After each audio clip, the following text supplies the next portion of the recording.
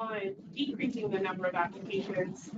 We're now down to 10, but some of them are a lot more extensive and have now pushed our timeline over 500 days. But we are working hard. I believe our oldest case is going to a hearing here this year. So, you know, things happen, but we're working hard. Shout out to Dr. Kohlmeyer for all of her hard work with getting some of our KOLs.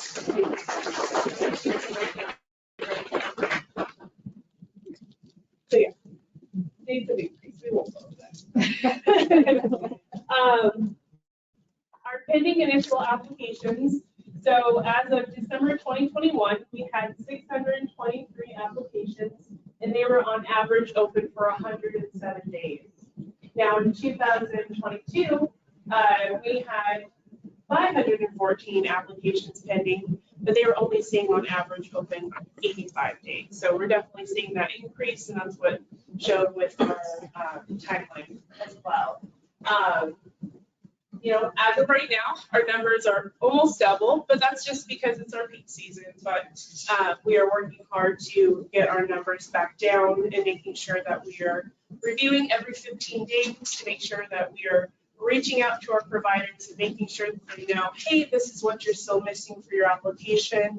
Please get your documents in so we can go ahead and get your license so you can start working. Or, hey, you don't want this license anymore, let me know so I can close you. So, working hard. So as of right now, the count was 17% down from 21 to 22, and days pending went down 20%. So, and so just to kind of tell you how we handle some of those and decrease them, we've been doing a breakdown of how many applications we closed per month. So, you know, some months we were a lot busier and we were able to get a lot more applications closed. Our biggest month was in July.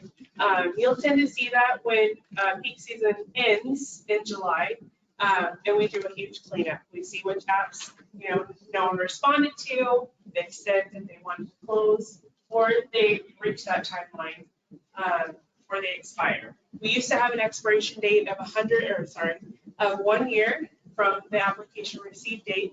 If we don't receive documentations, we close them after a year. Well, we decided to change that. Since we were changing the way that we were reviewing our applications, we're keeping them more frequent. That means that they're getting twice as many emails from us to say, hey, if you want this license that you presented, we decided to decrease the number of days that would be open and change it to 6 months. So you'll see a lot more closures. I think even for April so far, I've closed 70 applications. So we're already beating our biggest amount. So next, we'll be talking about a 16-year analysis of our license types for approval. We were able to go back to 2007 and kind of go over and see the increase or the pattern for MD approvals. You know, the biggest one was obviously in 2021 due to the pandemic, just trying to get as much providers here as possible or licensed so they could be able to do telemedicine everywhere else. In 2022, we have seen a dip, but the numbers are still, you know, still pretty high. And I believe that right now we're still projected to be as higher. I don't know if we'll ever get as high as 2021, but definitely will be higher than 2022. And I think that is a correlation too with the compact we've had, and I'll talk about that in a couple of slides too, but the compact has really allowed us to be able to get help, get physicians to more rural areas. And a lot of states are taking advantage of being in the compact, which means a lot more providers are getting licensed everywhere else. So we are feeling that volume. Shout out to my staff member, Sulta Dixon, for all of her hard work in the compact. We feel that work, you know, almost daily, but it's definitely helping us get to where we need to be.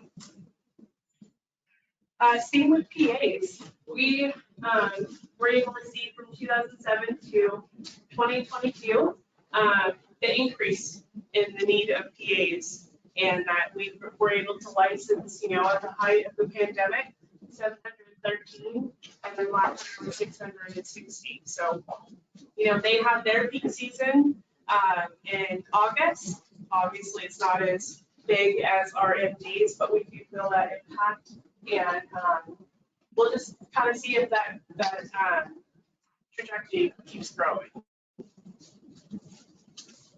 And then this is our limited approval. So like I'm talking about, our peak season. So this is typically, our residents and our fellows, but we've also added our MDC license that allows, our INGs to be able to practice. So we did see a little bit of a spike in 2021 and 2022 with our limiteds. Typically, they average around, we always say, hey, about 400 to 450. That's what we expect for our limited season. But we did see a little bit of an increase in 2021 when we had new residency programs approved in Washington. WASU added their first one last year, and then they approved another one to be added this year. So we may even see a higher number when I present this next year. So.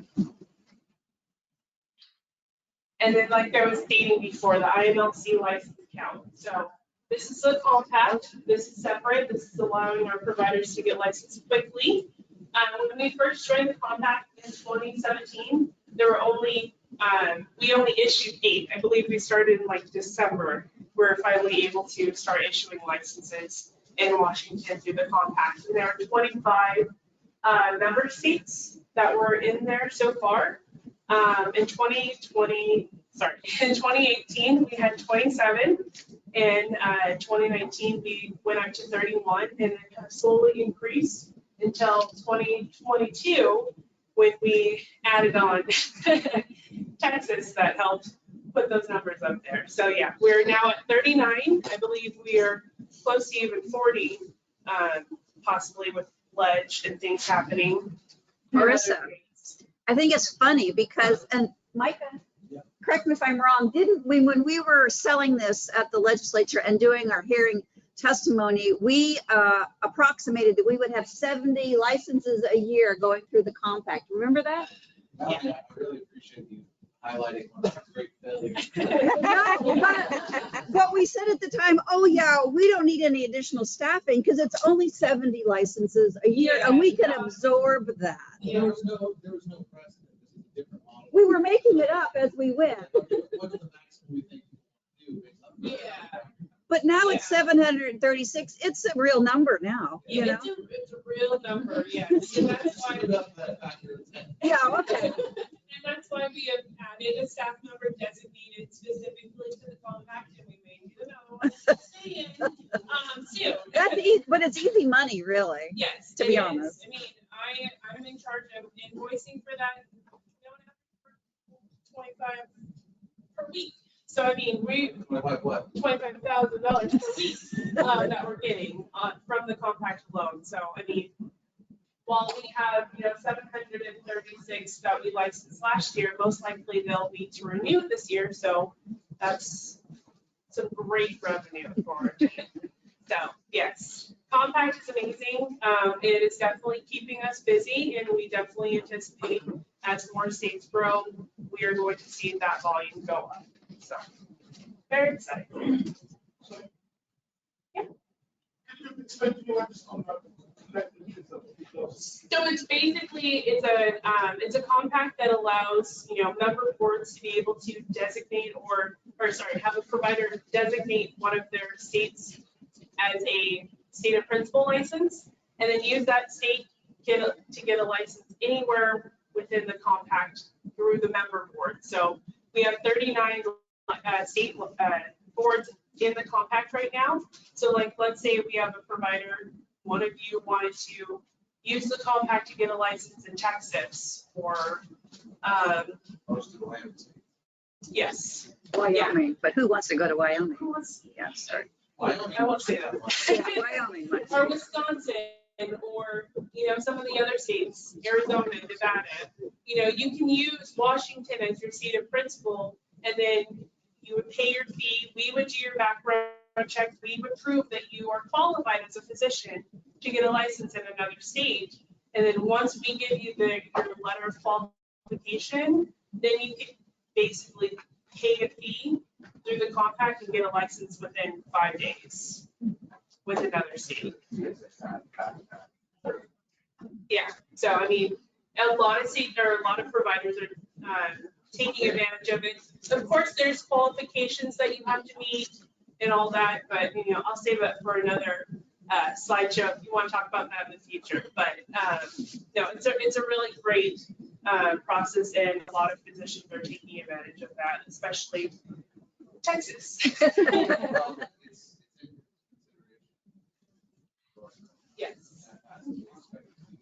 Yeah, it is in talks with New York, so I believe Hawaii and a few others as of right now. But not Oregon, Not Oregon. not California. No, I know, but we don't need that yet.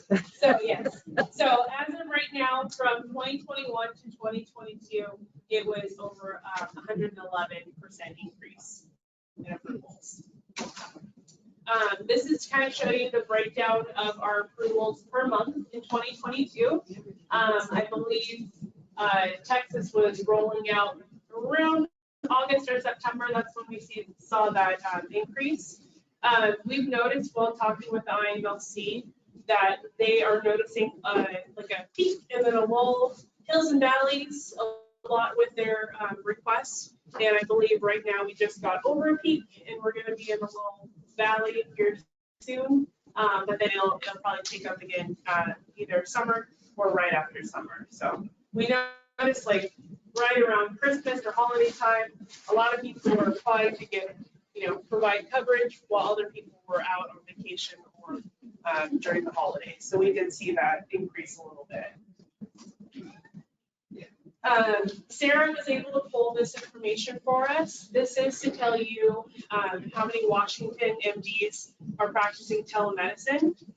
So we were able to see, from 2020 to 2023, that, most of the providers who are licensed in Washington are Washington residents that were providing telemedicine. And that, of course, greatly increased over, 2022 and the beginning of 2023.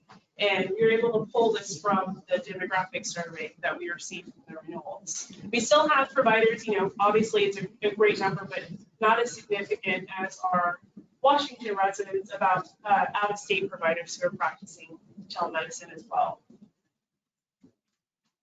From the data that we collected, we saw that our out-of-state MDs were practicing mostly telemedicine in Oregon with 36%. California was next with 14, and then it just goes down from there. All the other states had at least, less than 1%, but we wanted to highlight the top 10. And this goes for our PAs as well. We had a little bit in 2020 and 2021, it grew, and then significantly increased over the last year and the beginning of this year. And again, most of them are Washington residents. And then we had some reporting out of state as well. And Sarah was able to provide us with the data that showed that most of it came from Oregon with 47%. And then again, California, and then Idaho peaked up there a little bit compared to our MDs. But yeah, just to show you our top 10. To go back to our panel L cases, we had 12 that were actually closed in 2022. We still have 8 pending as of 2023, and I think that even went down. Correct me if I'm wrong. I think that even went down since our meeting in January. So out of those 12 that were closed, we had 7 issued with full licenses.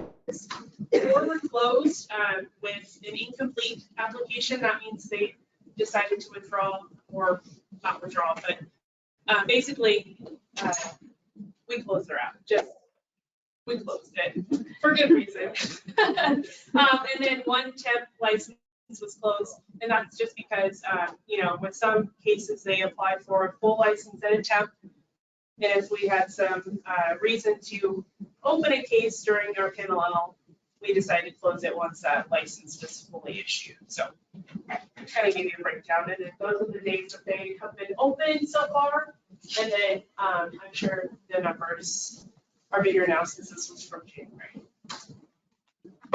And then just to kind of wrap it up, these are our customer service surveys results that we received for 2020. We asked about 4 different areas in our survey. One is confidence in follow-up, knowledge and expertise, ability to resolve the question or concern, or timeliness. And I am very happy to report that most of them were in that excellent category. In 2021, we actually created a licensing support specialist that is designated to be on the phones and in emails, that is responding to our applicants or people who are just writing into the commission. And we know that having that position has really helped. And you can see in our next slide that, we had a lot more success with our excellence compared to I don't know or poor. In 2021, we had 17% marked as poor, meaning just poor customer service or didn't know, or and we are your customer service reps. The licensing department is. Sure, we have other people who are designated to phones, like complaint intake, reconsiderations, things like that. But licensing is your main, we are the face of the commission. So it is very important, and we take it very seriously that we are providing the best customer service for you guys and to our to our stakeholders. And so it's amazing to see that we have increased from 68% excellent to 73%, but also dropped that poor from 17% to 3. So I just want to highlight that, we are doing the best we can to provide great customer service, but that this is important to us too. And then here is some takeaways from our survey, if you would like to read that.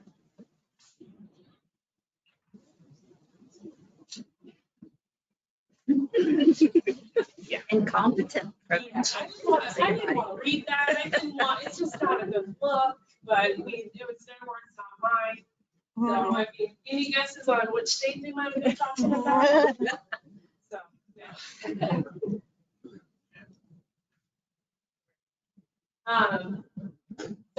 Just want to highlight that. Just so if you ever have any questions, know that you can always email us, call us, and you'll most likely be talking to the licensing unit, and know that we take your call and inquiry very seriously. All right, so that concludes my presentation. Is there any questions? Yeah, thanks for the nice presentation. Yeah. I appreciate it. One question I've had, because it's done work, I went to University of Washington, and so we have a lot of people coming in. And that deals with this panel L. Yes, and if you get people from out who trade outside the United States, or perhaps you're coming in after, and there are issues. And one of the questions that's been raised to me recently is, if they have privileges in the hospital, not everyone gets privileges. Why do they have to have such a long time in panel L if they've already been granted privileges pending their state license? Because it ends up, people come in as fellows, right? And so there's a timing thing. A lot of these folks are like working at Harborview, which trauma season, really, it's a difficult setting, and they're relying on someone to help. Sure. Or I know another department, someone took a year and a half. It was absolutely outstanding, and was held up because of prior issues. Sure. So why don't can that be an influence, that, hey, they need to our credentialing committee? It's not, we're just doing the best that we can with the information provided to us. And it just really depends on what information comes up in the application process. And while we take in consideration that they do have a job, we definitely make sure that we are timely with our Panel L meetings. I have already scheduled them all out for the year. We make sure to provide as much information to the panel that they need to be able to make a decision at that. But sometimes we do have applicants that just either we're requesting more information or we're needing them to get an evaluation from WPHP. It's just kind of out of our hands. And it's the commission members who make that decision. So, I mean, it's kind of out of our hands, at least on a staff side. But, you know, we do take that into consideration. We have had people that told us, hey, I have a job that's pending this, and we try to, you know, use that. And I present that to our commission members, but unfortunately, depending on what's presented to us, we have to act in the best. We have to keep our patients in public safety in mind too. And there's a reason why there's a holdup. It's not just because we decided, hey, we don't feel like talking about this person, or hey, let's push them out a little bit. You know, there's a reason for it. Setting up Panel L, and also have the same type of credentialing process that the rural hospital. Just because it's been on one, just because you've been on one hospital staff for a long time. And then you apply at another hospital, doesn't mean that things couldn't have happened in between there. Or, and that hospital, for regulatory reasons, has their own due diligence from A to Z. So if they're looking at red flags, then it takes time, it takes a little more time. I know that the commission does a lot of really good due diligence on these files when they review them.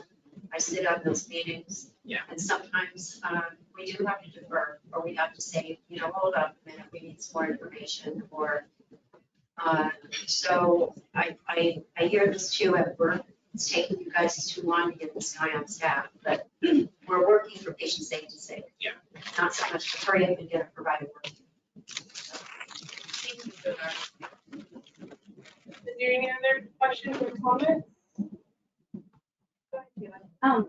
I'm just wondering, the customer service aspect, what the, I'm just wondering with the customer service portion, what the I don't know, why someone would select that, if you follow up with the I don't knows, to figure out what they don't know. Jimmy, can you No. add to that? So, No, we don't. I don't know, we don't. so the issue with the customer service is if we ask them, if you want us to follow up with you, provide your information. And if they don't do it, I have no way of knowing how to do that.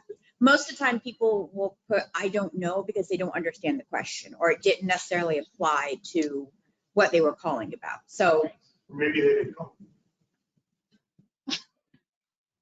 They didn't call, they don't know our customer service. I mean, whether the questions are pretty, do you have confidence that someone's going to call you back? If you answer, I don't know, all right, but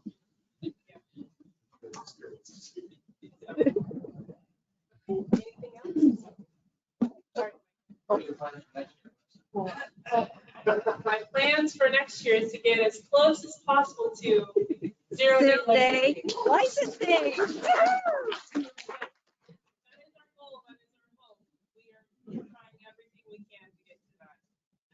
Else would be nice too. But we're working with what we got, okay? But no, thank you so much for having me. It's been a pleasure to speak with you. If you have any questions at all, please feel free to either email me or snag me at any commission meeting. Thank you so much.